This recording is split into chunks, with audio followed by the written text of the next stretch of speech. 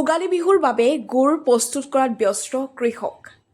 মাঘ বিহু সমাগত, মাজত মাথো কেইটামান দিন বাকী। সকলো যেন সাজু হৈছে ভোগালীক আদৰিবলৈ, পিছ পৰি ৰোৱা নাই চহা কৃষক। ভোগৰ উৎসৱ ভোগালীৰ বাবে ৰাইজৰ বাবে প্ৰস্তুত কৰি উলিয়াইছে গুড়।